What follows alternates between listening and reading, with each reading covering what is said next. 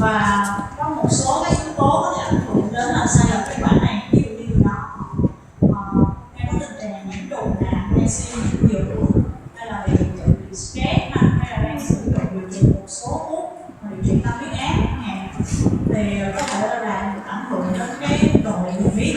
Nên bởi vậy trước khi làm này lúc nào cũng sẽ hỏi người ta là trong vòng chất lượng tuần này cái chế độ ăn của người ta như thế nào, và người ta có hay thì biết cái thuốc người ta đang sử dụng đó có làm ảnh hưởng thay đổi đường huyết hay không. Và cũng nhớ là không vận động quá sức như là mình phát cũng sẽ là sai lệch là cái nồng độ glucose máu. Thì nó có hai bước, thứ nhất là đo đường huyết lúc đói và 2 giờ sau khi uống 75 g glucose. Giờ nãy cái bạn nào mình đã uống đường xong rồi đó, mình nhớ xem giờ đúng 2 tiếng đồng hồ sau thì mình sẽ đo lại. Giờ mình sẽ phân tích cái nghiệm pháp như thế nào glucose, mình sẽ phân tích như thế nào. Giờ là mấy giờ? Thì các bạn thấy cái glucose này mình sẽ có hai phần.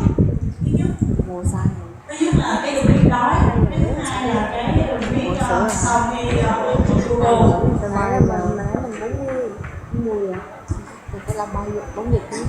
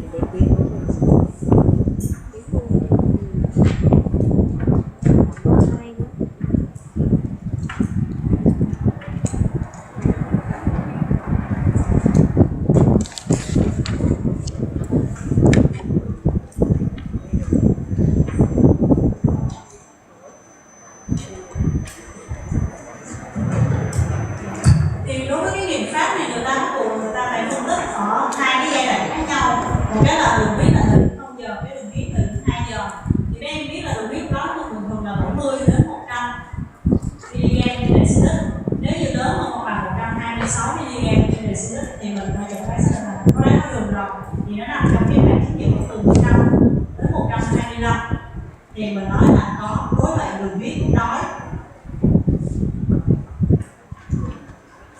Còn 2 giờ sau khi uống 75 g glucose thì cái này nếu như mà nó lớn hơn hoặc bằng 200 mg trên decilit thì mình sẽ nói là có đái tháo đường. Còn nếu như nó nằm trong khoảng là 140 đến 199 mg trên decilit thì mình nói là có rối loạn dung nạp glucose.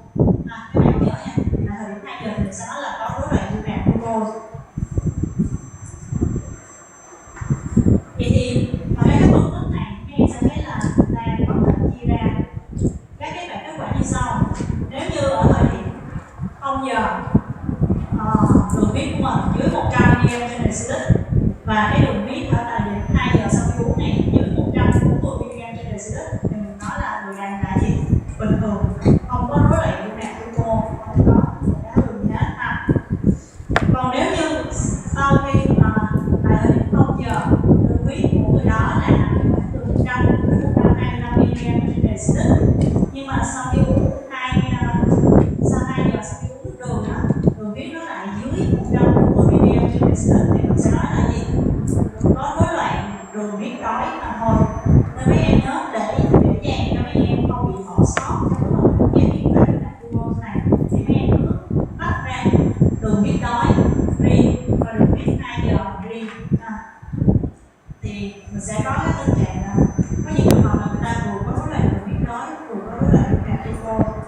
Thì mấy em nhìn lên cái bảng đang chiếu trên slide của mấy em này, với lại sách giáo khoa cũng có hiển thị cho mấy em rồi.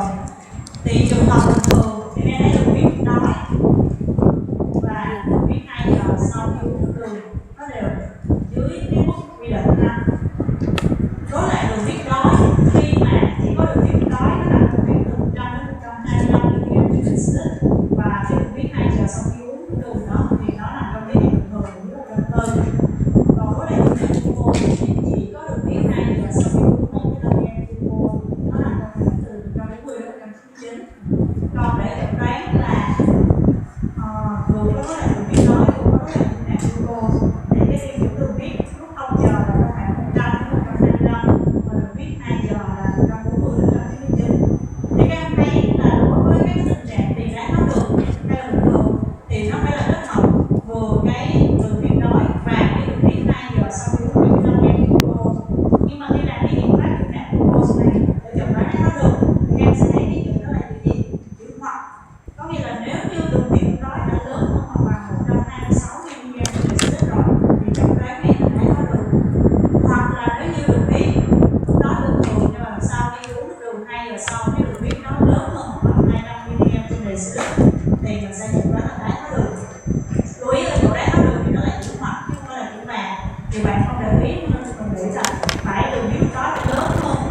6 kèm theo đường huyết 2 giờ sâu đến 200 lớn hơn 200 mg trên deciliter thì có đái tháo đường thì không phải, nó chỉ cần một trong hai tiêu chuẩn là đã đủ để là xác định là có đái tháo đường rồi. Giờ mình sẽ xem tới xét nghiệm thứ ba, đó là cái HbA1c. Thì các bạn biết đời sống hồng cầu khoảng bao nhiêu ngày các bạn? 120 ngày. 120 ngày ha. Vậy thì cái hồng cầu có mang hemoglobin, để đây các bạn thấy thì là HbA1c thì cũng là một cái thành phần của hemoglobin, thì nó cũng sẽ ổn định là 120 ngày. Thì cái HbA1c hemoglobin này nó là gì? Ra bản chất nó là các phân tử hemoglobin A bình thường thành phần, và nó có tình trạng đi phán đi kết phán và sản phẩm là adenine, và nó đi phản ánh được cái tình trạng đường huyết của mình trong khoảng ổn định trong vòng 120 ngày, tương đương với đời sống của hồng cầu. Nên các em sẽ thấy là đường huyết đó thì nó chỉ sao phản ánh nó tại một thời điểm mà thôi, nên nó sẽ nhiều khi nó bị ảnh hưởng gì nếu như cho là trước đó vừa mới ăn cơm xong hay là vừa mới uống một ly coca chẳng hạn, là cái đường huyết mình thay đổi, mình không có đánh giá được đúng chính xác. Thì cái HbA1c này nó là cái nó sẽ thể hiện được cái đường huyết trung bình trong vòng 2-3 tháng gần đây nó dao động giai đoạn như thế nào, thì nó sẽ ít bị ảnh hưởng, nó không bị ảnh hưởng bởi cái tình trạng là mấy bữa vừa rồi ăn uống sao, hay là hãy vừa mới uống ly coca hay uống trà đá gì đó xong thay đổi đường huyết hay không. Thì bình thường cái HbA1c này sẽ nhỏ hơn 5,7%, và một cái đái tháo đường khi mà HbA1c lớn hơn hoặc bằng 6,5%. Thì ở đây mặc dù là một nguyên nhân là tình trạng bị đái tháo đường, nhưng mà HbA1c nó nằm trong khoảng 5,7-6,4%, nhưng thực tế thì theo cái cuộc thi ra video năm 2010 thì chúng ta không dựa vào cái HbA1c để một loại tiền đái tháo đường. Và mấy em nhớ là dưới 5,7%, HbA1c dưới 5,7% là bình thường, và lớn hơn bằng 6,5% thì có đái tháo đường. Không dựa vào HbA1c để tiền đái tháo đường nha. Thì cái ưu điểm HbA1c như nãy chị nói với các em đó, nó sẽ phản ánh được cái lượng đường huyết trung bình trong vòng 2-3 tháng, nên nó không có bị sai lệch nhiều như trong cái đường huyết đói. Đường huyết đói phải đảm bảo là ta phải nhìn ăn, lúc đó là chúng ta tiếng đồng hồ. Thì ta sẽ tính nhiều gì? Thì các em thấy là trong vòng 2-3 tháng thì sẽ có những lúc đường huyết đói tăng, có những lúc đường huyết đói nó nằm trong bình thường thì nó nhẹ. Thì cái dao động này ta tính được cái trung bình của HbA1c của mình. Nó không bị ảnh hưởng bởi ăn uống, nó không cần phải nhìn đói, và nó sẽ bị loại trừ các trường hợp tăng glucose máu do bị stress. Thì các em thấy là thường đi khám bệnh ta tâm lý là lúc nào rất là hồi hộp, lo lắng.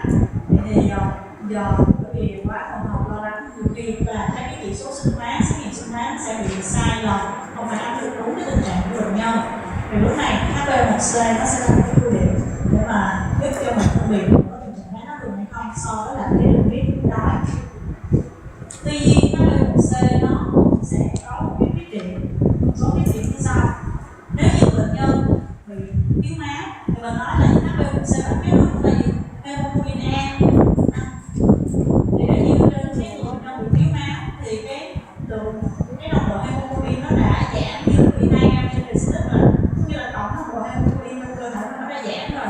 Thì nếu như mà có cho bệnh nhân đó có tình trạng tăng đường huyết thì HbA1c tăng dựa trên tổng cái hemoglobin A giảm thì sao các bạn? Thì lúc này nó cũng sẽ là giảm hoặc là nó bình thường, nó không phải là tình trạng đái tháo đường. Thì đó là HbA1c, hemoglobin A1c này bản chất nó là một cái thành phần trong số hemoglobin A. Thì như mình học rồi, hemoglobin A thì nó sẽ có hemoglobin A1A, B, C gì đó. Thì người ta thấy là chỉ có hemoglobin A1C nó có liên quan đến cái tình trạng đường huyết mà thôi. Nếu như một cái người bị thiếu máu như là tổng cái lượng hemoglobin A ở trong cơ thể giảm rồi, thì cho dù nó có bị đái tháo đường, HbA1c nó tăng bao nhiêu nữa nhưng mà tăng dựa trên cái số lượng hemoglobin A đã giảm, thì lúc này sẽ biểu hiện là bình thường hoặc là giảm, mà không phải ảnh hưởng đến tình trạng đường huyết của nhân. Cái thứ hai là một số cái bệnh lý bất thường của hemoglobin. Thì cái HbA1c này nó được dựa trên là cái bản lý kết hóa quen với đường gắn với lại cái đường huyết beta globin phân hữu hemoglobin A. Các bạn nhớ hemoglobin A có mấy đường huyết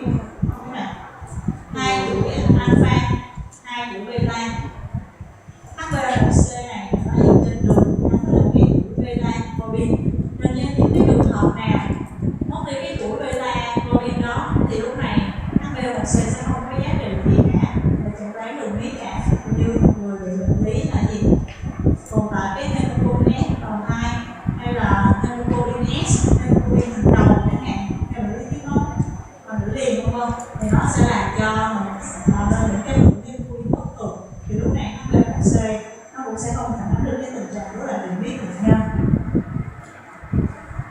Và cái thứ ba nữa là nó sẽ không phản ánh được sự thay đổi của đường huyết cấp tính.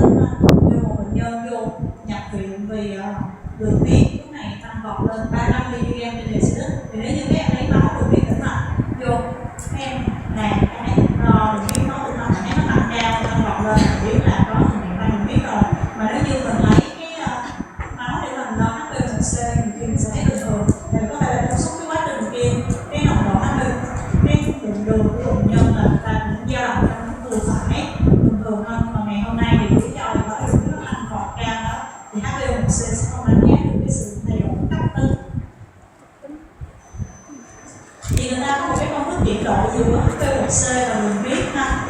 Thì đường huyết trung bình sẽ là bằng 120, 130 HbA1c trên 6. Vậy thì nếu mình nói là HbA1c thường thường là bằng bao nhiêu các bạn? Là dưới 5 hay 7%. Dưới 5 hay 7%. Bây giờ ví dụ như là HbA1c bằng 5% thì em sẽ thấy là đường huyết trung bình và nó sẽ nằm bình thường. Giờ nếu như là HbA1c của mình 7% thì các em tính là gì? Mình chịu coi là đường huyết trung bình sẽ bằng bao nhiêu? HbA1c bằng 9% thì đường huyết trung bình là bao nhiêu? Thì có 96 phần 3 cho 30 đúng rồi, 3 thì đây ta thấy là HbA1c thay đổi 1% thì đường huyết trung bình thay đổi khoảng 30 mg trên dl thì được lên hay không?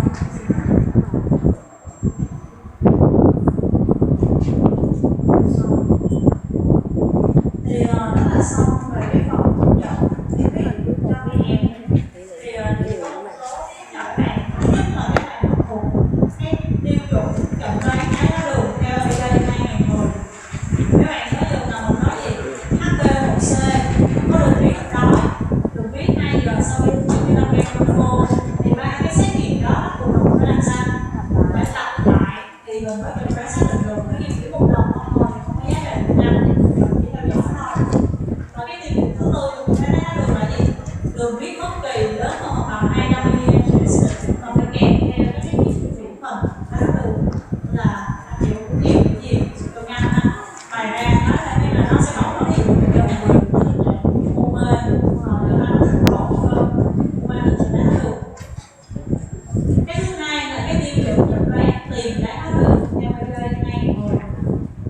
Thì đối với tiền đái tháo đường thì các bạn phải phân biệt rõ tiền đái tháo đường đó là gì? Rối loạn đường huyết đói hay rối loạn dung nạp glucose, hay là vừa có rối loạn đường huyết đói vừa có rối loạn dung nạp glucose. Thì đối với liệu pháp dung nạp glucose thì các bạn thấy là ta sẽ có gì? Làm đường huyết đói và là một cái là đường huyết ở tại thời điểm 2 giờ sau khi uống nước đường. Thì khi công thức liệu pháp dung nạp glucose thì lúc nào các bạn cũng tách ra tại thời điểm đường huyết 0 giờ thì coi có gì đó là bình thường hay là có rối loạn đường huyết đói hay là đái tháo đường.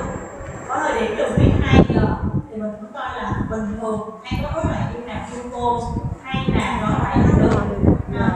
Thì sau khi mà mình đã xét tại thời điểm 0 giờ thì thời điểm 2 giờ thì mình vẫn có kết luận chung mình sẽ xác định là đó là rối loạn đường huyết đói thôi hay là rối loạn dung nạp glucose hay là rối loạn Rồi cái lưu ý tiếp theo là các bạn phải nhớ được cái chỉ định khi nào thì cần tầm soát đái tháo đường, mình biết khi nào cần phải tầm soát đái tháo đường, rồi cái cách để mà người ta quy đổi giữa đơn vị mg trên dl sang millimol đến phần lại hay là từ cái HbA1c đến là cái đường huyết của mình tính là thế nào, rồi phân biệt hai cái phương pháp đo đường huyết mau mạch, đường huyết tĩnh mạch, coi cái nào nó thu cái điểm ra làm sao ha. Và HbA1c thì nó sẽ không phản ánh được cái tình trạng đường huyết trong những trường hợp nào. Giờ các em sẽ xem cái đoạn phim hướng dẫn cái sử dụng cái máy đo đường huyết hay là cái máy đo đường huyết mà hiện giờ môn đang sử dụng ngay hiện nay. Và nó có nhiều máy trên thị trường lắm, có tuyệt vời. Và về cái nguyên tắc thì nó được là giống nhau thôi.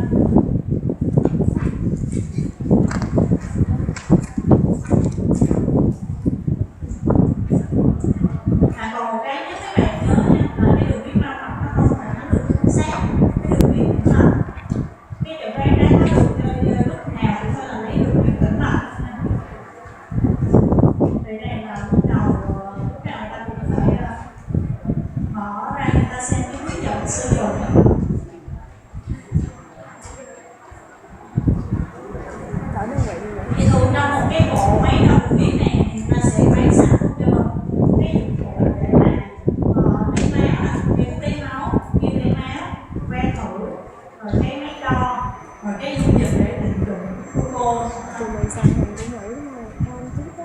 Thì ta sẽ gắn cái que thử vào cái máy.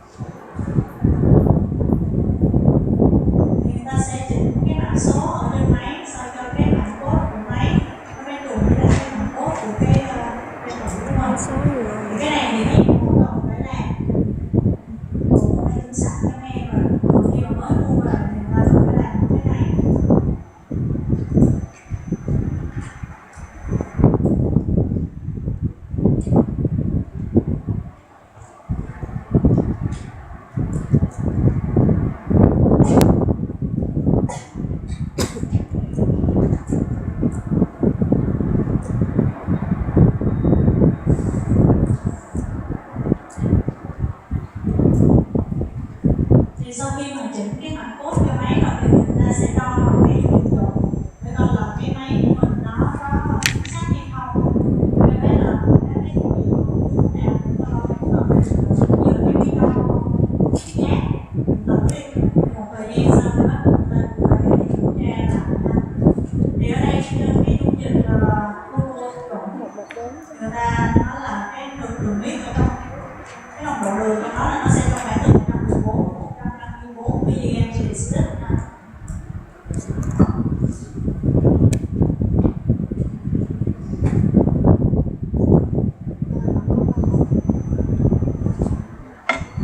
Khi mà máy nó nhấp nháy từ một máu thì lúc này không phải lấy máu. Khi mấy em để cho nó nhấp nháy lâu á, nó cái nó tự động tắt. Lúc này mấy em nhớ là phải rút cái que thử ra xong mình cắm nó vào lại.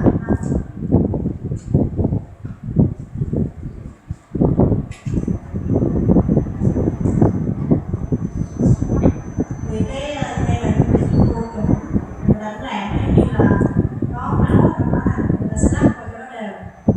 Nó là cái dòng máu.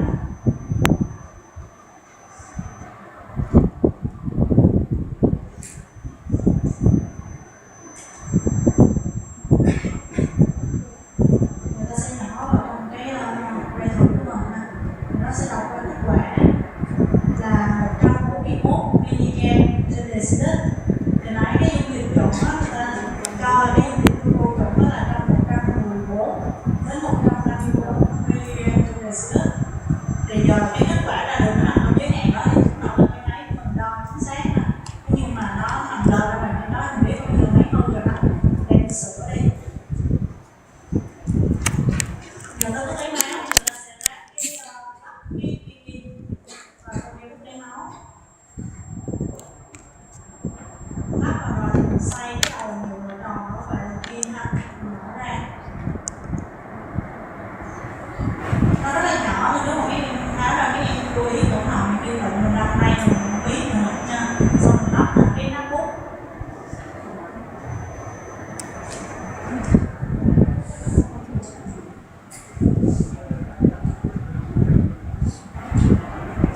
Thì nói quá trời mà không nghe được nhiều.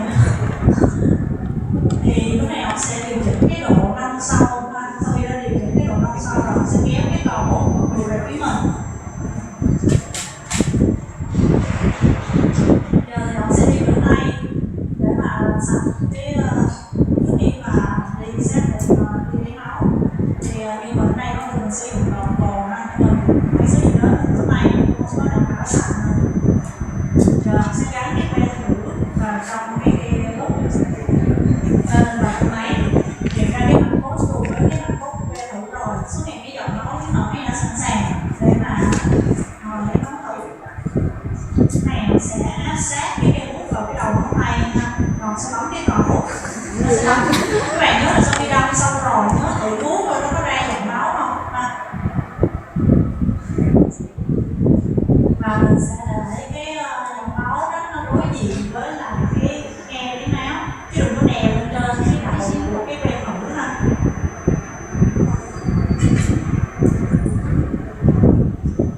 cho nó đầu ngoài đặt dữ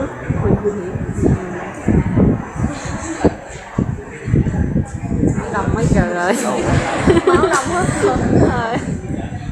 Nhưng mà lúc mà ra được dòng máu thì lúc đó thì lo lấy máu nha, chứ rồi đừng có nghe bạn nào ngồi nói chuyện hồi xong mới lấy máu. Thì đây ra các bạn Tiểu đường 36 mg các bạn khỏi vui dữ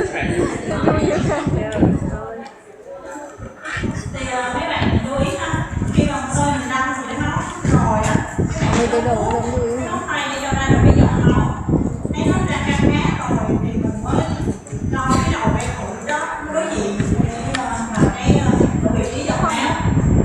Tại vì nhiều khi mấy bạn thấy đăng xong rồi không có thấy chảy máu gì hết trơn, chưa có hút tay gì hết trơn, thì lúc này các bạn đã ngồi đăng thêm mấy nhát nữa. Nhiều khi là do cái mấy bạn đã học cái y tế cầm máu thì do cái mạch của mình nó tốt á, nó là tích cái chỗ đó rồi, mấy bạn đã chịu khó hút tay, chứ không là ngồi để tay xong là nó hút tay là tôi hút năng lượng lần nha. gì đâu không thấy đâu, cũng thấy đâu còn. Rồi bây giờ công việc của các bạn là gì? Các em đã nhận được cái que thử chưa? Thì mỗi nhóm các em cử đại diện nhóm để qua bên phòng dữ liệu tập để xin thầy cái que thử. Thì đầu bàn đi. Sau đó thì mỗi nhóm em được cho 4 que sao thì sẽ 4 que đúng rồi, còn 4 cái còn lại.